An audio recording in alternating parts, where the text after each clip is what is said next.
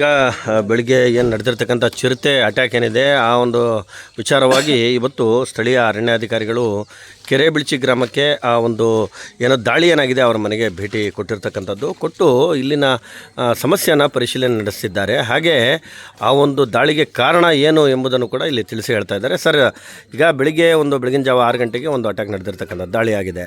ಮತ್ತು ಸ್ಥಳೀಯರಲ್ಲಿ ಈಗ ಆತಂಕ ಕೂಡ ಭಾಳಷ್ಟಿದೆ. ಅಂದರೆ ಹೊಲ ಗದ್ದೆಗೆ ತೋಟಕ್ಕೆ ಅಲ್ಲೆಲ್ಲ ಓಡಾಡುವಂಥದ್ದು ಆ ಜಾಗದಲ್ಲಿ. ಈಗ ಅದ್ರ ಬಗ್ಗೆ ನೀವೇನು ಕ್ರಮ ತಗೊಳ್ತೀರಿ ಸರ್? ಈಗ ಮೇಡಮ್ ಅವ್ರಿಗೆ ವಿಷಯ ಹೇಳಿದ್ದೀನಿ, ನಮ್ಮ RF ಮೇಡಮ್ ಅವರಿಗೆ.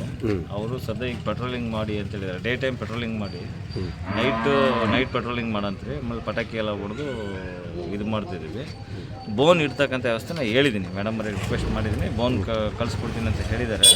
ಈಗ ನಾವು ರೈತರಿಗೆ ಏನು ಕೇಳ್ಕೊಳ್ಳೋದು ಅಂದರೆ, ಈಗ ಬೆಳಗಿನ ಜಾವ ಮತ್ತು ರಾತ್ರಿ ಯಾರು ಒಬ್ಬೊಬ್ಬರೇ ಅಡ್ಡಾಡೋದು ಬೇಡ.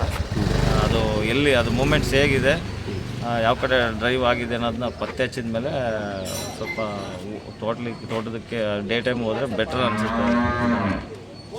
ಅಲ್ಲ, ಈಗ ಒಂದು ಚಿರತೆ ಇವತ್ತು ತನ್ನ ಮರಿಗಳೊಂದಿಗೆ ಇಲ್ಲಿ ಕಾಣಿಸಿರ್ತಕ್ಕಂಥದ್ದು, ಇದಕ್ಕೂ ಮೊದಲು ಎಲ್ಲಾದರೂ ನಿಮಗೆ ಅಂದರೆ ನಿಮ್ಮ ಸರೌಂಡಿಂಗಲ್ಲಿ ಏನಾದರೂ ಕಾಣಿಸುತ್ತಾ? ಇಲ್ಲ ಕಾಣಿಸಿಲ್ಲ.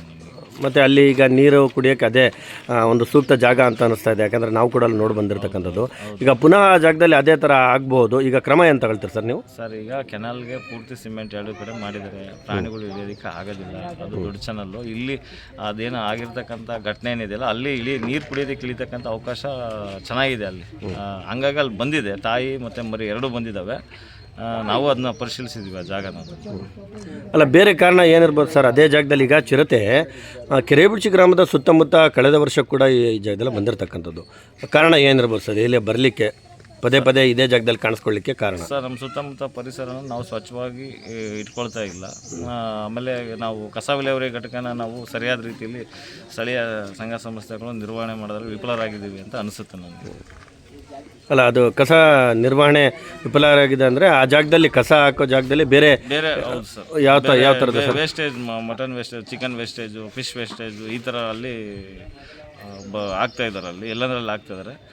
ಅದು ಪ್ರಾಣಿಗೆ ಏನಾಗ್ತದೆ, ಆ ಒಂದು ಈಗ ಕೆಲವೊಂದು ಪ್ರಾಣಿಗೆ, ವಯಸ್ಸಾದಂಥ ಪ್ರಾಣಿಗೆ ಅಥವಾ ತಾಯಿ ಇದ್ದಂಥ ಪ್ರಾಣಿಗೆ ಅದು ಈಸಿ ಫುಡ್ ನೋಡ್ತದೆ. ಯಾವಾಗಲೂ ಬೇಟಾಡೋದಕ್ಕೆ ಈಸಿ ಇರಬೇಕು. ಅಲ್ಲಿ ನಾಯಿ ತಿನ್ನಕ್ಕೆ ಹೋಗ್ತದೆ. ಆ ಒಂದು ವೇಸ್ಟೇಜನ್ನು ಆ ನಾಯಿ ನೀಡಲಿಕ್ಕೆ ಚಿರತೆ ಬರ್ತದೆ. ಆಮೇಲೆ ಇಲ್ಲಿ ಪಕ್ಕದಾಗ ನೀರು ತೋಟ ಇರೋದ್ರಿಂದ ಅಲ್ಲಿ ಅದಕ್ಕೆ ಒಂದು ವಾಸಸ್ಥಾನಕ್ಕೆ ಯೋಗ್ಯವಾಗಿರ್ತಕ್ಕಂಥ ಜಾಗ ಕ್ರಿಯೇಟ್ ಆಗಿಬಿಡುತ್ತೆ ಅದು. ಮತ್ತು ಸ್ಥಳೀಯ ಆಡಳಿತಕ್ಕೆ ನೀವು ಅದರ ಬಗ್ಗೆ ಒಂದು ಇದು ಹೇಳ್ಬೋದಿತ್ತಲ್ಲ ಸರ್, ಒಂದು ಮಾಹಿತಿ ಕೊಡ್ಬೋದಿತ್ತು? ಮಾಡಿದ್ದೀವಿ ಸರ್, ಲೆಟರ್ ಕರೆಸ್ಪಾಂಡೆನ್ಸ್ ಮಾಡಿದ್ದೀವಿ. ಯಾರಿಗೆ ಮಾಡಿದ್ದೀರಿ ಸರ್? ನಮ್ಮ ಗ್ರಾಮ ಪಂಚಾಯತಿ PDO ಮೇಡಮ್ ಅವರಿಗೆ ಮಾಡಿದ್ದಾರೆ, ನಮ್ಮ ಮೇಡಮ್ ಅವರು.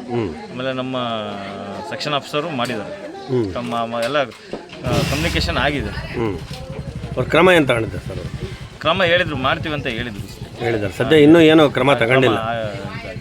ಈಗ ಇದಕ್ಕೆ ಏನು ಕ್ರಮ ತಗೊಳ್ತೀವಿ ಸರ್? ಈಗ ಇವತ್ತೇನು ಕಂಡಿರ್ತಕ್ಕಂಥದ್ದು, ಈಗ ಆ ಜಾಗದಲ್ಲಿ ಏನಾದರೂ ಬೋನ್ ಏನಾದರೂ ಇಡುವಂಥ ಇದು ನಡೆಯುತ್ತಾ ಅಥವಾ ಯಾವ ಥರ ಸರ್? ಸರ್, ಈಗ ಬೋನು ಇದು ಶಾಂತಿಸಾಗರ ವಲಯ ದೊಡ್ಡ, ನಿಮಗೆ ಗೊತ್ತು, ವ್ಯಾಪ್ತಿ ದೊಡ್ಡದಿದೆ. ಮೇಡಮ್ ಅವ್ರಿಗೆ ರಿಕ್ವೆಸ್ಟ್ಮೆಂಟ್ ಮಾಡಿದ್ದೀನಿ. ಈಗ ಇದು ದೊಡ್ಡ ಊರು, ಜನಸಂಖ್ಯೆಯಲ್ಲಿ ದೊಡ್ಡ ಊರು ಇದೆ. ಮತ್ತು ಇಲ್ಲಿ ಜನರು ಕೂಡ ತೋಟಕ್ಕೆ ನೀರು ಈಗ ಬೇಸಿಗೆಯಿಂದ ರಾತ್ರಿ ಮತ್ತು ಇಲ್ಲಿ ಕರೆಂಟ್ನ ವ್ಯವಸ್ಥೆ ಲೋಡ್ ಶೆಡ್ಡಿಂಗ್ ಇರೋದ್ರಿಂದ ಹೋಗ್ತಾ ಇರ್ತಾರೆ. ಬೋನಿನ ವ್ಯವಸ್ಥೆ ಮಾಡಿಕೊಡಿ ಅಂತ ಹೇಳಿದ್ದೀನಿ. ಅವ್ರು ಕೂಡಲೇ ಇಲ್ಲ ಮಾಡಿಕೊಡ್ತೀನಿ ಅಂತ ಹೇಳಿದ್ದಾರೆ. ಸರ್, ನನ್ನ ಹೆಸರು ತಿಪ್ಪೇಸ್ವಾಮಿ BO ಅಂತ, ಬೀಟ್ ಫಾರೆಸ್ಟ್ರು, ಈ ಸುಳೆಕೆರೆ ಬೀಟ್ ಫಾರೆಸ್ಟ್ರು ನಾನು.